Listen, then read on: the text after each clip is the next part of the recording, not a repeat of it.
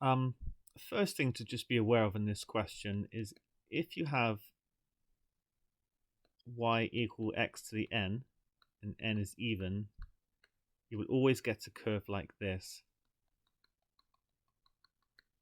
And y equal minus x to the n would be a reflection in the x-axis. And if you were then to add something to it, like a constant, it would translate in the positive y direction. So this blue one is y equals k minus x to the n. And that's where we're at. If you had n as odd, then it wouldn't be symmetric about the y-axis. It would end, like, as you know, x cubed looks a bit like this. So it must be that n1 and n2 are both even. Furthermore, this one is steeper. Okay, it goes to minus infinity quicker, so it must be that n2 is bigger than n1. And then finally, we've got that c2 is m2 minus x to the n2. Well, this must be m2 and this must be m1. We must also get that m2 is bigger than m1. Now what that leaves us with, because the next thing says c1 and c2 are symmetric about the line x equals 0. Okay, we've talked about that. They both pass through the points 3, 0 and minus 3, 0. Not yet used that, I'll just underline it. But we are then told, given that n1 plus n2 is equal to 12, find the possible values of n1 and n2. So n1 is less than n2, as we said above. So n1 could equal 2, and then n2 could equal 10. That would be one possibility. Or n1 could be the next even number, and n2 could then be 8. And these are the only possibilities.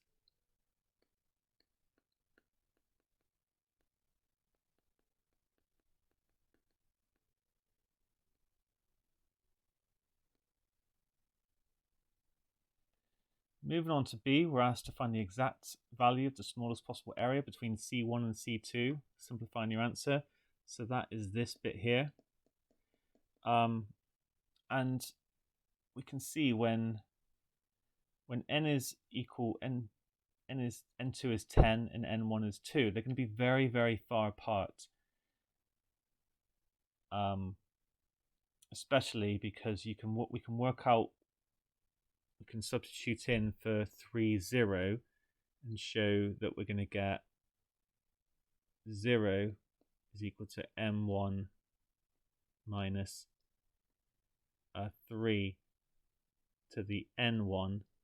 So m1 is going to be 3 to the n1, and similarly m2 is going to be 3 to the n2. So it's going to be very large for n2 equals 10, whereas it's going to be much closer together for n1 is 4 and n2 is 8.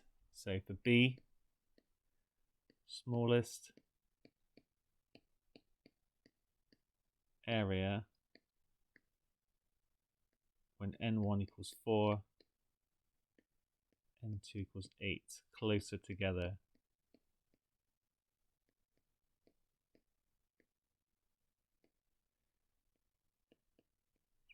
And we can therefore write down that the area is going to be we're going to integrate from minus 3 to 3.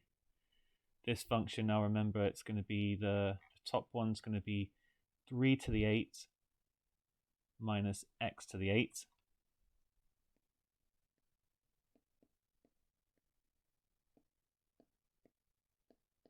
Okay, that's the area under the topmost curve, and then we're going to minus 3 to the 4 minus x to the 4. Notice, because it's symmetrical, you can actually integrate from 0 to 3 and then double it. That will actually make our life a little bit simpler. So it's going to be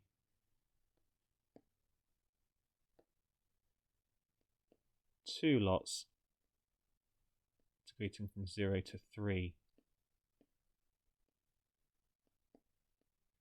And that's going to be true for both, and we can even bring this into one integral. So it's going to be minus 3 to the 4 plus x to the 4, double negative there.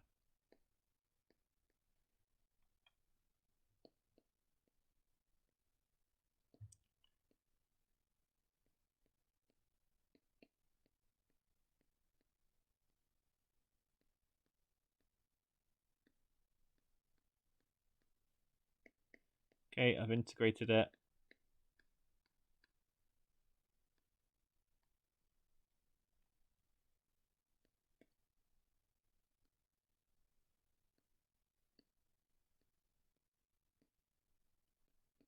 Can try and cancel down where we can. So this is actually 3 squared times 3 to the 9.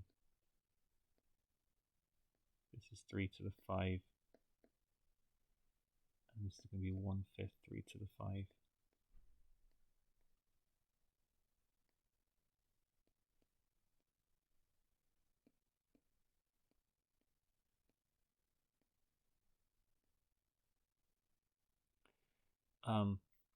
And here I've got it's like I've got 1/5 x minus x. That would be minus 4/5 x.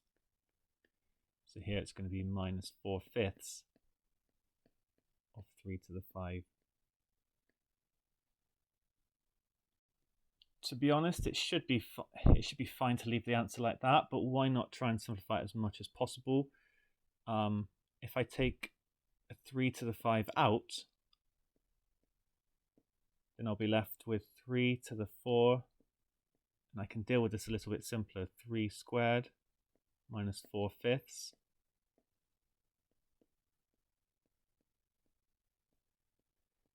Three to the 4 is 9 squared, or 81. Then I'm minusing 9.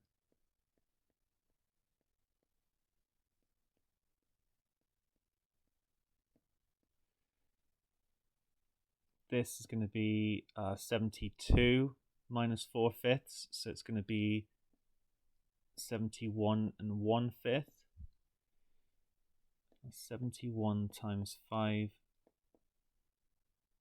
is 355.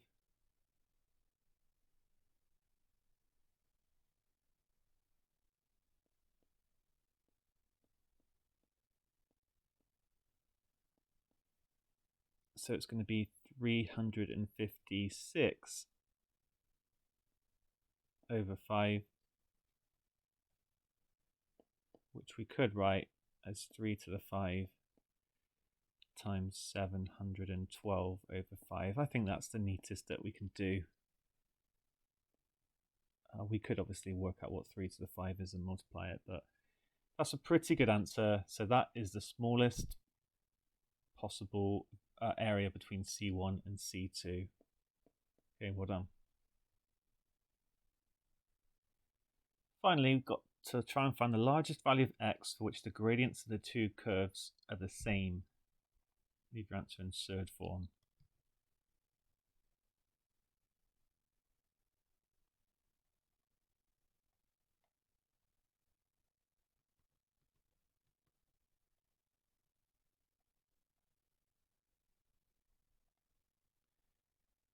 So we need to basically find dy by dx and set them equal to one another.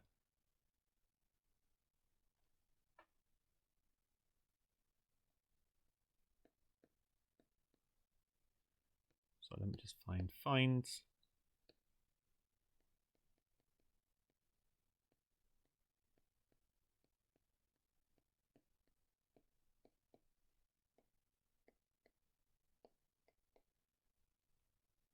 Okay, so for C1, we're just going to get minus n1x to the n1 minus 1. And then that will equal minus n2x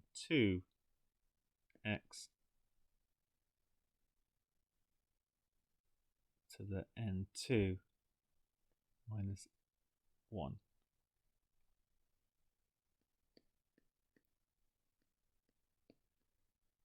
Ignore x equals 0 because that's not a very large value.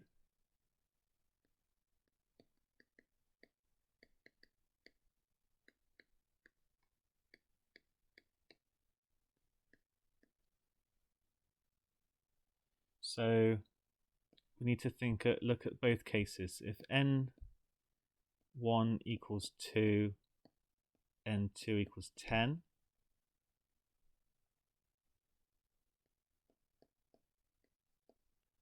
then we're going to get, I can ignore the negatives because they're on both. We're going to get 2x equals 10 x to the 9. That means x to the 8, if I divide through, will equal 2 over 10, which is 1/5, and x will equal the 8th root of 1/5.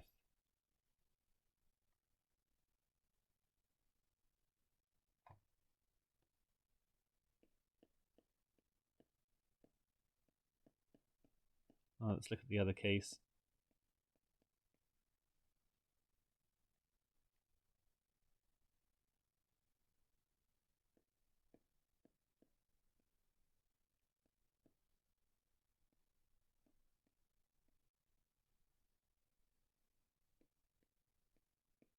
Okay, divide by x to the 3, divide by 8.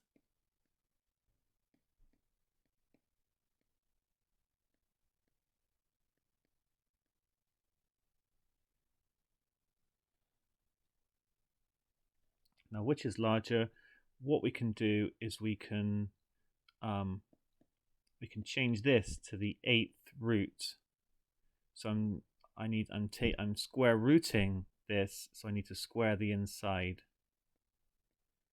So the 8th root of a quarter.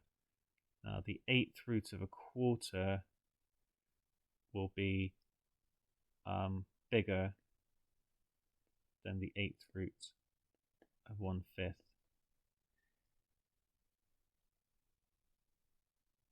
Because if you think about it, yeah, it's not actually completely intuitive, but as the number gets smaller, the 8th root is going to be smaller as well.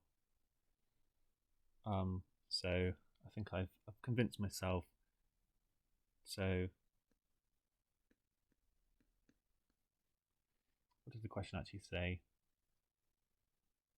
Is the largest value of x?